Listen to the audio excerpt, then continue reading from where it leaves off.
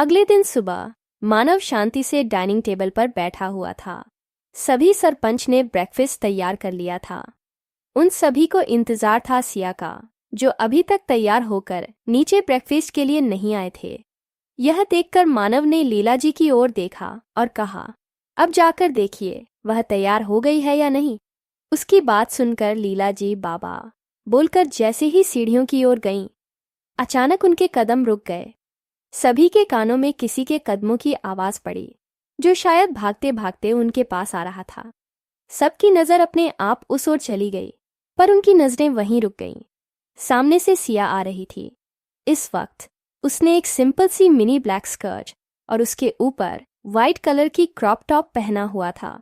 पैरों में white sneaker, हाथों में स्मार्ट वॉच और बालों को एक हाई पोनीटेल में बांधा हुआ था।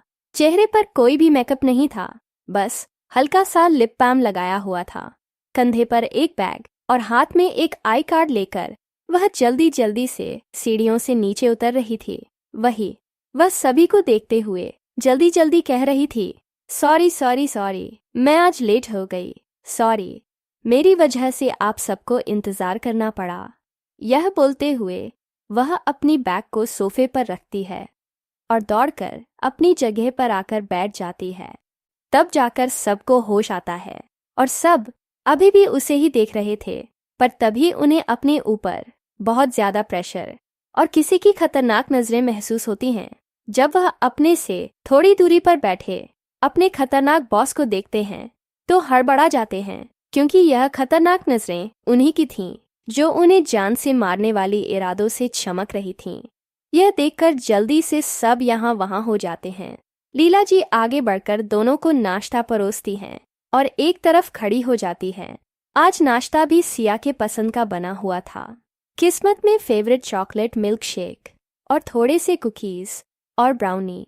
यह देखकर तो सिया और खुश हो जाती है और बगल में खड़ी लीला जी को गले लगाते हुए कहती हैं, आप बेस्ट हो, आज तो आपने मेरा दिल बना दिया। सिया की बात सुनकर लीला जी कहती हैं, थैंक यू कहना है तो मानव बाबा से कहो, क्योंकि उन्होंने ही यह सब बनाने का ऑर्डर दिया था, हमने तो सिर्फ बनाया है।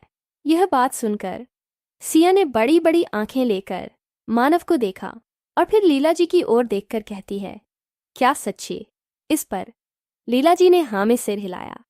यह देखकर सिया अपनी एक आईब्रो ऊपर उठाती है और मानव को देखती है, पर मानव उसे पूरा इग्नोर करते हुए अपना सैलेड और हेल्दी जूस एंजॉय कर रहा था।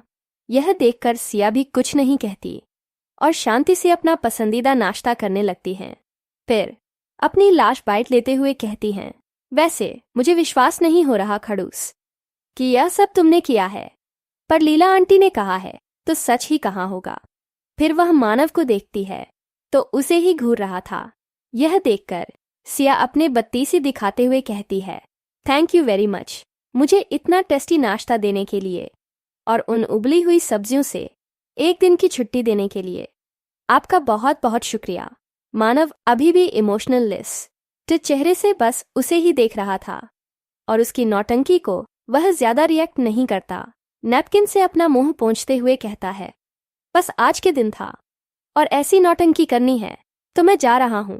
यह सुनकर सिया जल्दी से कहती है, नहीं नहीं नहीं, सॉरी सॉरी सॉरी, एक मिनट, क्या कहा तुमने? तुम जा रहे हो? अगर तुम चले जाओगे तो मुझे यूनिवर्सिटी कौन छोड़ेगा? उसका सवाल सुनकर मानव कहता है, अभी तुम्हारी हरकतें देखकर तो मुझे नहीं लग रहा था कि इसकी कोई जरूरत है। मुझे लगा तुम अपनी लीला आंटी के साथ जाओगी। सिया कुछ नहीं कहती और अपना मुंह पोंछकर जल्दी से खड़ी होती है। सोफे पर से अपना बैग उठाकर लीला जी के पास जाकर उनके गाल पर किस करती हैं और कहती हैं, बाय आंटी, आने के बाद मिलते हैं, तब भी ऐसा कुछ टेस्टी बनाकर रखना। और बाहर जाते हुए कहती हैं, खड़ूस जल्दी आओ, मुझे पहले दिन लेट नहीं होना। तुम्हें पता है ना, मुझे सभी चीजें टाइम पर पसंद हैं। ये कहकर वह बिना पीछे मुड़े जल्दी से भाग जाती हैं। उसकी ऐसी हरकतें देखकर लीला जी के साथ साथ वहां काम कर रहे सर्वेंट भी हल्का सा मुस्कुरा देते हैं, क्योंकि वह सिया थी जिसमें इतनी हिम्मत थी कि वह इस शैतान जैसे उनके बॉस के साथ ऐसे बात कर सकती थी और उनके साथ ऐसी हरकतें भी कर सकती थीं, पर उन्हें यह सब बहुत पसंद था। मानव ने सिर झुकाया और अपने ब्लेजर को ठीक करते हुए अपनी जगह से खड़ा होता है और बाहर की ओर जाता है। जब वह कार में बैठता है तब देखता है कि ड्राइवर अपनी सीट पर था। उसके बगल में पैसेंजर सीट पर ध्रुव बैठा हुआ था और वही बैक सीट पर सिया मस्त अपना बैग लेकर बैठी हुई थी। मानव अंदर आकर सिया के बगल में बैठ जाता है। उसके बैठते ही गाड़ियों का काफिला वहां से निकल पड़ता है, पर सिया पहले ही दिन सबका ध्यान अपनी ओर नहीं खींचना चाहती थी। इसीलिए उसने मानव से कहा कि वह यूनिवर्सिटी के पास सिर्फ उसकी अकेले की कार लेकर जाए, बाकी सबको यहीं कहीं रुकने के लिए कहे। वह कह रही थी कि मानव जैसा कह रही है वैसे करने का ऑर्डर दे देता है, क्योंकि उससे भी उसकी बात समझ आ रही थी। यह देखकर सिया खुश हो जाती है और मानव को थोड़ा छेड़ते हुए कह देती है, क्या बात है खड़ूस, सुबह से देख रही हूँ मेरे मन पसंदीदा नाश्ता बनवा रहे हो, मेरी बात मान रहे हो, मुझ पर गुस्सा भी नहीं कर रहे, क्या बात है? जिस पर मानव बोलता है, अगर एक और जब तुम्हारे मुंह से निकला तो तुम्हें अभी के अभी गाड़ी से नीचे उतार दूंगा। उसने यह सिया को बिना देखे अपने लैपटॉप पर ईमेल चेक करते हुए ही बोला था। उसकी धमकी काम कर गई और सिया चुपचाप बैठ गई, क्योंकि मानव मजाक करने वालों में से नहीं था, वह सच में ऐसा कर भी सकता था। थोड़ी सी देर में उनकी गाड़ी यूनिवर्सिटी के एंट्रेंस गेट के सामने रुक जाती है। यह देखकर सिया थोड़ी नर्वस होती है, पर फिर खुद को नॉर्मल करके मानव को देखती है और पता नहीं क्यों उसे क्या सोचता है। वह मानव को एकटक देखती है, पर मानव ज्यादा कुछ रिस्पांस नहीं करता। यह देखकर सिया चिढ़ जाती है और ध्रुव को देखते हुए कहती है, बाय ध्रुव भाई। और जैसे ही कार का गेट ओपन करके बाहर जाने को होती है, मानव उसका हाथ पकड़कर उसे अपनी ओर खींच लेता है। सिया इसके लिए तैयार नहीं थी, इसीलिए वह लगभग उसके गोद में आकर गिर गई। इससे मानव को छोड़कर वहां बैठे तीनों को भी शौक लग गया। जैसे सिया उठने को ही थी, मानव ने उसे कमर से पकड़कर वैसे ही बैठा दिया और उसे अपनी आंखों से वार्निंग दी, जिसे समझकर सिया चुपचाप बैठ गई। फिर मानो अपना हाथ ध्रुव की ओर बढ़ाता है तो ध्रुव उसके हाथ में एक मोबाइल थमा देता है। वह मोबाइल लेकर मानो उसे सिया की ओर बढ़ाता है। पहले जो सिया ऐसी सिचुएशन में थोड़ी अनकंफर्टेबल हो रही थी, अचानक मोबाइल देखकर वह यह सब कुछ भूल गई और मोबाइल को देखकर एक्साइटेड हो गई। उसे हाथ में लेकर वह देखने लगी, क्योंकि सिया को एक स्मार्टफोन चाहिए था। घर पर रहती थी तब उसे उसकी ज्यादा जरूरत नहीं थी, और अगर उसे कुछ करना हो तो उसके पास लैपटॉप था, और उसका जो पुराना फोन था वह उतना अच्छा नहीं था। उसे लग ही रहा था कि मानव कुछ ऐसा करेगा, पर जब उसने मानव को कुछ रियायत ना करता देखा तो वह चुपचाप उतर रही थी। लेकिन मानव ने फिर से उसे सरप्राइज कर दिया। वह मोबाइल को देखकर इतने एक्साइटेड हो गई कि उसने तस्कर मानव को गले लगा लिया।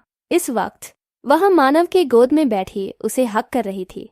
फिर थोड़ा अलग होकर उसके गालों पर किस करती है और कहती है, you are the best, you are best, you are best खड़ूस। फिर मानो सिया को उसी तरह अपनी गोद में बिठाए हुए उसके चेहरे को अपने एक हाथ से सहलाते हुए अपनी इमोशनल लेस धीमी आवाज में कहता है, यूनिवर्सिटी पढ़ाई के लिए जा रही हो, इसीलिए ज्यादा यहाँ वहाँ उछल कूद करने की जरूरत नहीं है, और ना ही किसी से ज्यादा दोस्ती करने की जरूरत है। खासकर लड़कों से दूर बनाकर रखना। अगर कोई परेशानी हो तो मोबाइल में मेरा नंबर है, उस पर कॉल करना। खुद से कुछ करने मत जाना। अगर मुझे जरा सा भी लगा कि मैंने जो बताया है वह नहीं सुन रही, उसी दिन से तुम्हारा कॉलेज जाना बंद। क्या कुछ बोलने के लिए मुंह खोलती है, पर मानो उसे चुप कराते हुए कहता है, और यह सब मैं तुम्हें पूछ नहीं रहा हूँ, बता रहा हूँ। इसीलिए बहस करने के बारे में सोचना ही मत, नहीं तो सीधा यहाँ से वापस घर छोड़ दूंगा। इसीलिए मेरी बात अच्छे से समझ लो, सिर्फ अपनी पढ़ाई पर फोकस करो और लड़कों से दूर रहो। अगर कोई प्रॉब्लम हो तो सीधा मुझे कॉल करना, ओके? इस पर सिया अजीब तरह से मुंह बनाते हुए अपना सिर 2 बार हिलाती है और फिर प्यारा सा मुंह बनाते हुए बोलती है, अगर आपकी हिदायत देना हो गया हो तो मैं जाऊं, नहीं तो पहले ही दिन लेट हो जाऊंगी। उसकी बात सुनकर मानव एक नज़र उसके चेहरे को देखता है और फिर छाता जाकर उसे अपनी गोद से उतार देता है। सिया भी ज्यादा नौटंकी नहीं करती और कार से उतर जाती है और एक बार मानव को पीछे मुड़कर देखती है, जो उसे ही देख रहा था। यह देखकर वह मुस्कुराकर उसे बाय करती है और गेट के अंदर चली जाती है। मानव ध्रुव की ओर देखता है और कहता है, जो अरेंजमेंट्स मैंने बोले थे वह होगा? जिस पर ध्रुव कहता है, हाँ, बस अंदर 2 फीमेल बॉडीगार्ड्स हैं जो पूरा टाइम मैडम पर नजर बनाए रखेंगे। अगर कुछ बात हुई तो वह संभाल लेंगे, आप मैडम की चिंता मत करो। जिस पर मानव कुछ नहीं कहता और गाड़ी सीधा बजाज इंडस्ट्रीज की ओर ले जाने के लिए कहता है।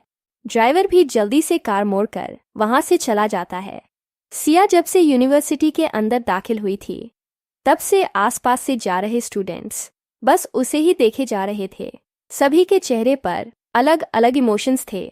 लड़के सिया को देखकर अपनी आंखें सेक रहे थे, जबकि लड़कियां अपनी आग उगलती आंखों से सिया को घूर रही थीं, क्योंकि जब से वह अंदर आई थी ऐसा एक भी लड़का नहीं था जो सिया को चेकआउट नहीं कर रहा।